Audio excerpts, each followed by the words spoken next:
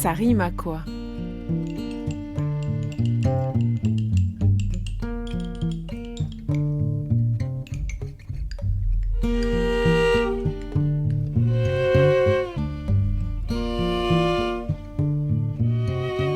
Ça rime à quoi avec François Espéret?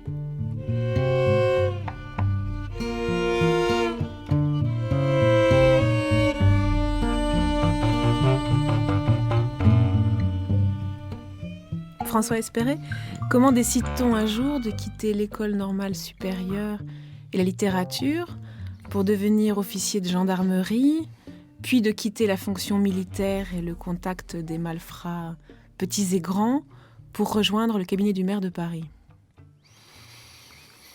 On décide de quitter l'école normale supérieure pour la gendarmerie au nom de la littérature, parce qu'on ne trouve pas à l'école normale supérieure la littérature qu'on cherche. On va dans la gendarmerie parce que on a découvert un concours qui va bien. On y va comme on cherche un peu d'aventure. Après, on passe quelques années aventureuses. Après, on fonde une famille et on se trouve avoir envie de rester à Paris. Et là, la gendarmerie, ça devient une mauvaise solution, puisqu'elle est principalement en province. Et on trouve l'hospitalité à la mairie de Paris. Ça se fait naturellement. Et la poésie, ça s'est rencontré quand? Quand j'étais petit, je lisais de la poésie. Je picorais de la poésie. Je lisais pas de recueil, je picorais de la poésie comme on écoute des chansons sur un album, quoi. Au petit bonheur, la chance. En grandissant, j'ai principalement lu des romans. Et je lis très peu de poésie, voire pas du tout. J'ai pas du tout de culture poétique. Et à vrai dire, j'ai pas vraiment choisi de faire de la poésie. Et j'ai fini par me décider à écrire. Et c'est venu comme ça, poétiquement. Une forme poétique, c'est-à-dire intense, exigeante, dense. C'est ce qui m'est venu. Larron, au pluriel, c'est votre premier livre publié, François Espéret, au temps des cerises, avec une préface de Jean Rista. Vous êtes né en 1980, et ce sont là 4 chants qui se jouent dans Paris, et dans les pas du soir jusqu'à l'aube, abandonnés du verbe de ces larrons, avec un S. Qui sont-ils, ces princes dérisoires de la nuit, comme vous les appelez? Déjà, c'est plutôt des mauvais larrons que des bons larrons. On n'espère pas trop leur rédemption et elle n'arrive pas. C'est cuit, d'emblée on le sent. C'est cuit, mais c'est pas grave. Le mauvais larron est lui aussi dans le voisinage du Christ au calvaire. Et s'il est dit que le bon est sauvé, il n'est pas dit que le mauvais est condamné. Donc c'est des chants inspirés de personnes que j'ai rencontrées, que j'ai côtoyées pendant ces années de police judiciaire, et qui vivaient avec une intensité littéraire, et qui me procuraient le même genre de rêverie, le même genre de plaisir et d'inquiétude que la littérature elle-même. Et c'était justement pour ça que j'avais quitté Normal Sup, pour me retrouver à la confluence de la littérature et de la vie. Et du risque? Le risque, j'ai jamais trop senti le risque. Il y a quelque chose de très rassurant. Quand on croise des gens intéressants, même fous, même délinquants, une alchimie humaine immédiate éloigne tout sentiment du risque. Et quand on lit beaucoup dans le même temps, moi j'ai eu des super émotions littéraires pendant des filatures, parce que j'avais toujours mon livre avec moi et que souvent on attend. On a 2 ou 3 heures à tuer. On est enfermé dans une voiture et on retrouve un rapport vraiment exclusif et rare aujourd'hui au texte qu'on a entre les mains. Et ça aide à immédiatement prendre les gens qu'on croise d'une manière aimante, comme un personnage peut aimer ses auteurs. Et pourquoi cette référence au Christ, ce titre-là, larron au pluriel, et la référence au calvaire immédiate, puisque l'image en couverture est une peinture de Georges Rouault totalement claire, explicite, et que votre exergue, vous l'empruntez, François Espéret, à l'évangile de Saint Luc? l'évangile de Saint Luc qui prête une attention particulière au mauvais larron. Ça s'est imposé après avoir écrit les chants. Et je me suis toujours intéressé à l'invective comme forme poétique, mais aussi spirituellement comme forme de prière. C'est la prière de Job. Cette idée que l'invective, jusqu'à la violence et jusqu'au blasphème, attendrit peut-être davantage le cœur de Dieu que toute autre forme de prière. Et l'invective, vous la faites résonner avec la vie des voyous. C'est plein d'assonances, ces verbes-là. Ces voyous étaient dans l'invective. Ils ont un langage extrêmement fleuri, très riche, très vivant. Et leur vie elle-même, la succession de leurs actes, est une gigantesque invective. Plein de points d'exclamation. Leur vie ressemble à une page de Guignol's Band. Ça m'a fait penser à ce larron, voyou, crucifié, qui gaspille ses dernières heures de vie à insulter celui qu'on lui dit être son sauveur, avec une efficacité qui reste en suspens. Moi, je me suis toujours dit que dans l'écriture, il y avait quelque chose comme une tentative de sauver les gens dont on parle, ne serait-ce qu'en les sauvant de l'oubli, ou ne serait-ce qu'en les sauvant de leur propre évolution. On sauve au moins un moment d'eux-mêmes. Et on échoue, mais peut-être qu'on réussit, mais on ne le sait pas au moment où on le fait. Et donc ça me fait penser à ce moment paradoxal du calvaire, que Léon Bloy appelait la faillite apparente de la rédemption. Pour moi, c'est une bonne définition d'une œuvre de littérature, la faillite apparente de la rédemption.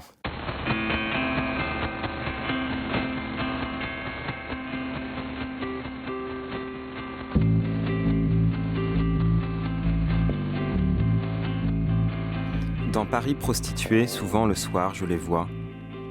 Les princes dérisoires de la nuit, les beaux étalons castrés qui raclent le sol de leurs sabots précieux. Avant de s'élancer, trotteurs hystériques et féminés, dans les courses poussives des prix crépusculaires, je sens le souffle idiot de leurs naseaux camés. Je vois leurs yeux aveugles se noyer en souriant dans l'effondrement des paupières et des cernes, au fond boueux et exsangue de leurs tristes orbites. Et par ennui, je mise quelques heures précieuses sur l'une de ces carnes qui fuient sans fin l'abattoir. Arabe abattardi de sang gitan, le fils illégitime d'un sultan descendant du prophète et d'une Rome, nomade souillé de sang calot, l'enfant maudit d'une reine de la 13e tribu et d'un gris, seigneur des bas-fonds au sang parisien le plus pur. Il pilote avec démence aveuglé de ses rébanes une voiture luxueuse infiniment d'emprunt dont il émerge titubant de majesté douteuse, jetant négligemment les clés à l'une des ombres d'autorité requises pour son service, billet froissé, glissé au creux d'une main glacée en prenant soin de regarder vers moi. Je le gratifie pour sa peine, d'une mine éperdue d'admiration qu'il dévore goulûment, avant d'exulter impérator incendiaire d'un soir, quand il entre royal au colisée de son triomphe. Immédiatement, de ses airs exécrables, il transforme serveuses et serveurs apprêtés en éternels esclaves, et la foule des clients en peuple amoureux soumis. Quand il sent la scène en place de son festin, terrible, il se lance à gueule perdue dans l'exercice, fiévreux de ses mémoires, il scande furieusement les récits de ses aventures criminelles, amoureuses, à peine entrecoupées des bouchées féroces et béantes, pain beurré concédé à son appétit d'ogre en attendant de commander les plats les plus chers comme Pharaon, d'un mot, suscitait des monuments grandioses à sa gloire. Ils m'ont inspiré, leur langue, leur vie m'a inspiré sur l'absence de ponctuation. Ou alors on pourrait mettre plein de ponctuation ou une absence. Il y a juste une majuscule qui débute et un point qui finit, mais des dizaines de pages après, Oui. et pas une virgule entre. Et en même temps, il y a cette espèce d'histoire assez universelle du vers qui fait unité de sens et qui finalement, ça se prête bien aussi à une lecture un peu primitive. Pas une lecture analytique, pas une lecture où on cherche à tout comprendre et tout contrôler. Une lecture du flux, comme dans Whitman ou dans Kaddish de Ginsberg, qui met des tirets. Mais c'est la même histoire. C'est cette espèce de manière débridée de suivre un texte sans avoir peur de louper des occasions, des virages ou des compréhensions. et de se laisser entraîner dans une impression globale, comme une espèce de rodéo. Ça, c'est pour le lecteur. À l'écriture, c'est beaucoup plus laborieux. Vos vers, François Espéré, qui sonnent parfois comme des alexandrins, avant de déchanter aussi secs, sont de plus en plus longs, à tel point qu'à la fin, on pourrait croire à une prose dont le texte ne serait juste plus justifié à droite. C'est vrai. Il y a dans ce livre un processus de création qui est allé en se complexifiant, en se creusant, en se dilatant. J'ai subi cette évolution dans le livre, à mon avis, sans doute en voulant dire de plus en plus, en voulant forer de plus en plus profondément, ou alors en voulant rendre compte de manière de plus en plus exhaustive. Et rendre hommage. Et rendre hommage, ce qui aboutit à quelque chose de beaucoup plus complexe, moins linéaire et parfois plus abstrait à la fin. Et quand est-ce que vous avez écrit ces vers sur vos larrons? Était-ce sur le motif comme quand vous lisiez en filature? Non, il a fallu que j'arrête d'être dans cette action pour commencer à écrire. Donc c'est quand j'ai quitté la section de recherche de Paris où j'étais chef d'un groupe d'enquête que j'ai commencé à écrire. Être préfacé par le plus aragonien des poètes, Jean Rista, c'est une entrée plutôt par la grande porte en poésie. Ce ton d'épopée dont il parle à votre propos, François Espéré, c'est ce que vous aviez en tête lorsque vous avez décidé de raconter ce Paris dévoyé d'aujourd'hui, terriblement nocturne et humain? Non.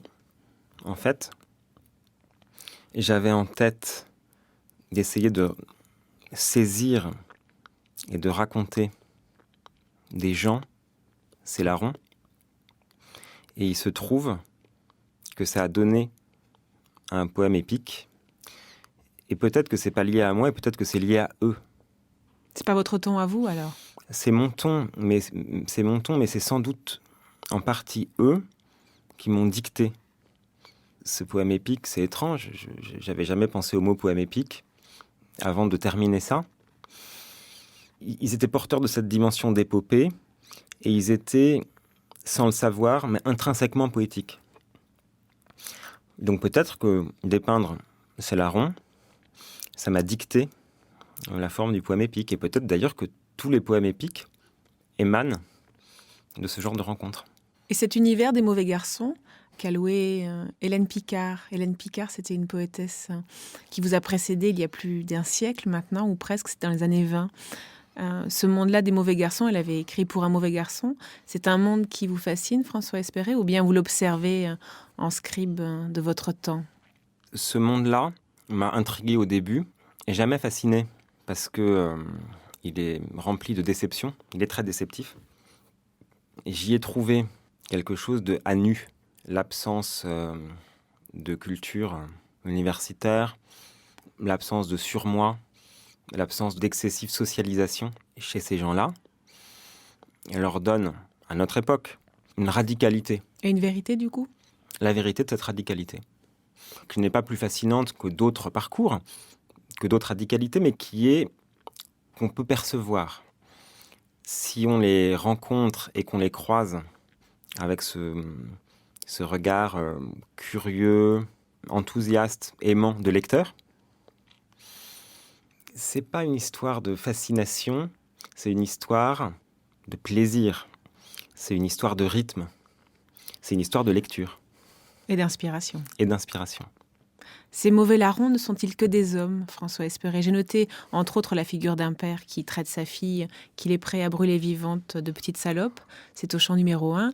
Il y a d'autres figures de femmes à la vie plutôt barbare, mais ce sont beaucoup des hommes, les larrons en question. Oui. Ils ont l'invective, le débraillement verbal, cette manière de déborder en permanence de soi, tout en étant finalement assez vide. C'est quelque chose qui, de mon point de vue, est assez masculin. Le chant 2, lui, s'ouvre sur un aveu.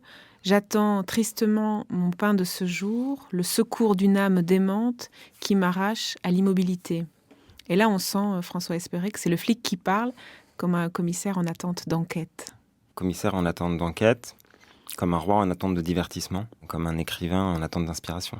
Et peut-être que je suis très reconnaissant à ces gens-là de m'avoir apporté à la fois le plaisir de l'aventure, la joie de la rencontre et l'inspiration. On a du mal à croire que vous parlez de la police. Avec ces mots-là. La police, la gendarmerie, elle a vraiment été le vecteur de l'aventure. Comme les caravelles de Christophe Colomb sont le vecteur de la découverte de l'Amérique. Et donc à ce titre, j'ai beaucoup d'affection. Mais effectivement, dans la police judiciaire, quand on aime les gens, ceux qu'on arrête et ceux avec qui on travaille, assez rapidement, les normes s'effacent pour laisser place à des rencontres authentiques. Mais c'est quelque chose qui est assez partagé. Beaucoup de policiers et de gendarmes que j'ai croisés finissent par développer cette empathie profonde pour les gens que professionnellement ils sont chargés d'arrêter, aux côtés desquels finalement ils vivent, ne serait-ce qu'en les surveillant, en les écoutant, et puis de temps en temps, à la fin d'une enquête, en les interrogeant pendant 48 ou 96 heures.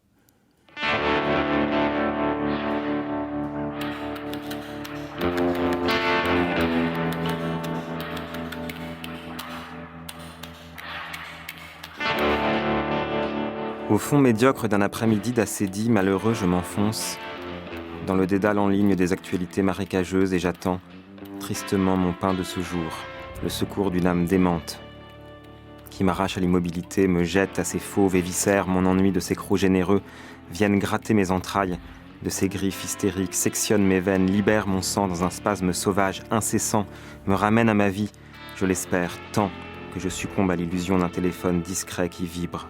Andante prometteur en ma poche, réveille ma cuisse, envoie ses ondes magiques à mon esprit crédule, mais c'est mon corps électrique, insensé qui fourmille de désirs ineffables et murmure sa prière. Je veux partir loin des esprits malins politiques, je veux réduire au silence éternel, amateur de discours et rhéteur arrogant. Je veux quitter ce monde, accueil politique, économie, sport, médias, société, culture. Je ne veux pas être le premier à réagir, signaler d'abusifs contenus, voter, partager, m'abonner, suivre en direct. Et me voilà pourtant qui m'enchaîne à l'écran, branle mon esprit mollement, sans envie véritable, quand vient enfin la délivrance. Dans le séisme de ma poche, il tremble enfin mon téléphone derviche en transe, il s'affole et me gagne à ses pulsations tyranniques. Je lance ma main fébrile à sa rencontre, aveugle, elle se heurte aux pieux dressés de clés, s'enfonce en un cratère de pièces, papier, mouchoir qu'elle expulse avant de le saisir, frémissant, lumineux, affichant Broadway dans les néons de son incandescence. Eric, le titre d'un spectacle épique à l'affiche de ma vie. Génial, toujours et si peu fréquenté qu'il me faut pour en jouir, y investir à fond perdu mon temps, mon cœur et mon argent. Avant de décrocher, je goûte cette belle réponse à mes prières, ému je savoure la seconde éternelle qui précède le lever de rideau.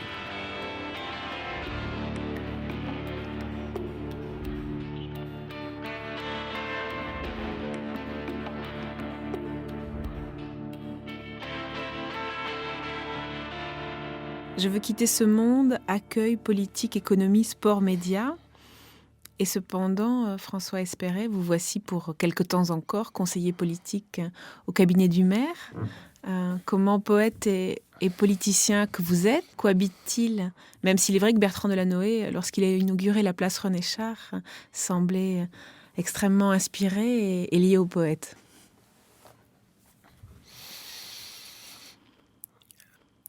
Il y a la question principale, c'est la question d'être poète, d'être écrivain et d'avoir un métier pour vivre.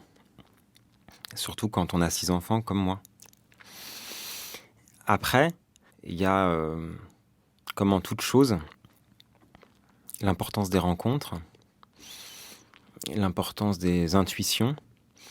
Et c'est souvent cette alchimie qui m'a fait aboutir, atterrir à des endroits imprévus où j'essaye de me rendre utile. Et poète, c'est plus passe-partout parmi les policiers ou parmi les politiciens ? C'est plus passe-partout parmi les policiers. Ça alors, on aurait dit l'inverse. La politique est quand même un endroit où il y a assez souvent la tentation du dévoiement du langage, plus que dans toute autre profession.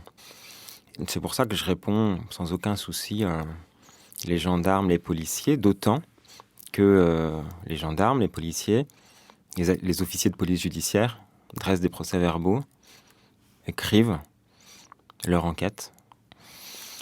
Une enquête, c'est un livre, un dossier qui est rendu à un juge d'instruction, où on raconte d'une manière assez encadrée, mais où on raconte quand même des filatures, des analyses de téléphone, des retranscriptions d'écoute. C'est pour ça vraiment qu'un écrivain, un poète est très à sa place dans le monde des enquêtes judiciaires. Très à sa place. Il y rencontre, dans ce monde, à la fois du côté des policiers et du côté des voyous, d'authentiques rhéteurs, et de temps en temps, sans doute, des écrivains ou des poètes qui s'ignorent. Mais peut-être que c'est bien qu'ils s'ignorent, et peut-être que c'est bien de temps en temps que les gens déversent leur talent en ignorant qu'ils en ont un, avec une générosité folle. L'écriture, c'est aussi une façon d'évacuer ce trop-plein à la fois d'émotions et de brutalité, François Espéret. Comme au début du chant 3, à l'aube ensanglantée du jour où Laurent meurt, alors elle doit déborder de mon cœur omniscient la mélodie de ces derniers instants, ruisseler jusqu'au bout de mes doigts, je l'écris de toute éternité. Encore une fois, je le dis un peu différemment du début, c'est une manière un peu désespérée de vouloir sauver quelque chose. C'est une manière un peu désespérée de vouloir se souvenir, de vouloir raconter, et aussi un petit peu de vouloir se sauver. Je crois que c'est la dernière page des Souterrains de Kerouac, où il aboutit à cette définition, sa vision de la littérature. Je partage assez ça. Tentative de son propre salut, du salut des gens qu'on a croisés, qu'on a aimés. Tentative nécessairement un peu désespérée, mais espérante. Il y a sans doute de ça. Enfin, c'est plus ça que de gérer... Écrire, c'est quand même difficile. Et il y a 1000 manières de gérer son trop-plein d'émotions qui sont plus faciles. Comme ce que font les larrons. La dilapidation, c'est une manière facile, vieille comme le monde, éternelle, qu'a l'homme de se désangoisser. Donc l'écriture, c'est pas en premier ressort ça, puisqu'il y a une dimension de travail, d'affrontement, de difficulté. De remise en question. De remise en question, de risque. Je ressens le risque dans l'écriture, beaucoup plus que dans tous les autres secteurs de la vie. Et dans ce pluriel de ces larrons-là, François Espéret, est-ce que vous y êtes finalement ? Oui. Oui. Je pense que l'avoir été et l'être, c'était et c'est la condition de ces rencontres et de cette lecture et d'avoir pu être en situation de voir pour pouvoir dire, d'entendre. Et alors aujourd'hui, vous vous nourrissez de quoi ? Vous écrivez sur quoi ? Vous écrirez sur quoi ? Là, je termine un livre sur la prostitution, un grand récit unique, mais d'intensité poétique, qui parle d'un réseau de prostituées. D'autre part, Dieu merci, il n'y a pas besoin d'être policier ou gendarme. Ça, c'est peut-être une manière d'entrer, une manière de déclencheur, mais la vie est remplie de rencontres. Et une fois qu'on apprend à rencontrer, ça se passe tout seul, et richesse à profusion. Pas de crise.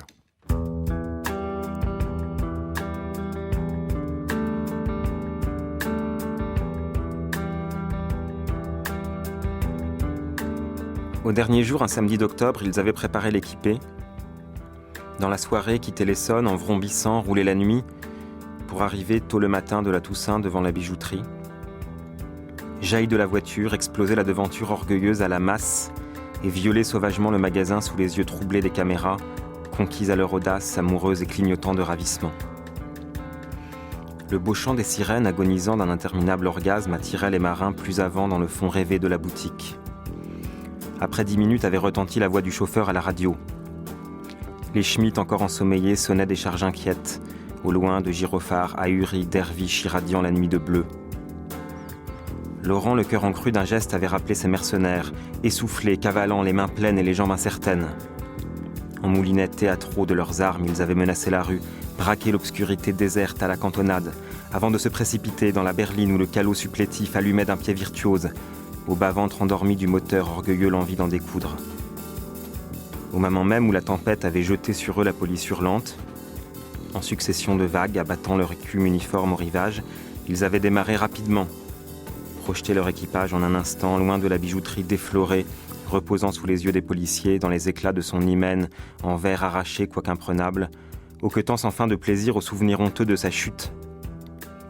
En fécondant le tapis de goudron national, engourdi dans la nuit, la route ensemencée de caoutchouc brûlé, râlant de plaisir aussi, sous l'adhérence amoureuse et l'assaut fulgurant des pneus larges, ils avaient jeté leur embarcation des mauvais confluents sinueux, dangers, barrages, aux embranchements, circulation dans les deux sens, à l'Amazone autoroutier pour y naviguer furtivement, sans arrêt, jusqu'à leur océan d'Essonne, après l'estuaire affleuri du péage, où les attendaient de nouveaux policiers timorés qui n'avaient pu que saluer le convoi glorieux d'annonces hystériques à la radio, que voir au loin se perdre, engloutis sous l'obscurité des phares arrogants des pillards assouvis. Derrière, ils entendaient couler les rivières enchantées de diamants bruts, arrachés dans le raid, au lit de leur enfance, à l'abri d'un coffre, un écrin de velours, au lit du mariage, à l'abri d'un palais, le cou d'une héritière. Ça s'arrête net. Avec ce système, il faut prendre la décision d'arrêter. Après, on part dans autre chose, comme dans Claude Simon ou dans Faulkner.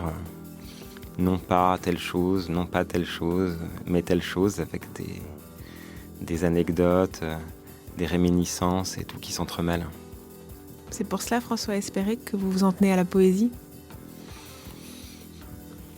Je m'en tiens pas à la poésie. J'essaye, dans ce domaine de la vie, d'être absolument libre. Je me laisse surprendre par la forme que ça prend.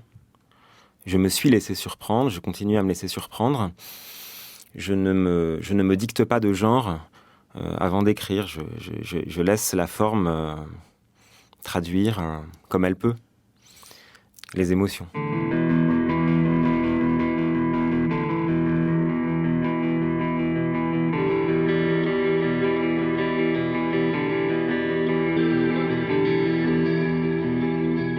Les Larrons de François Espéré, préfacés par Jean Rista, sont publiés aux éditions Le Temps des Cerises.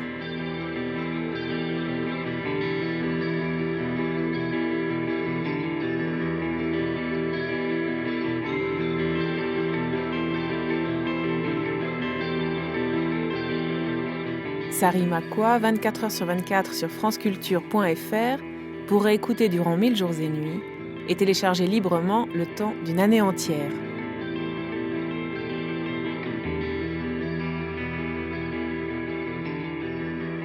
Sari Makwa, Valérie Lavallard, Cédric Chatelus, Sylvia Favre, Patrick Molinier, Sophie Nolot.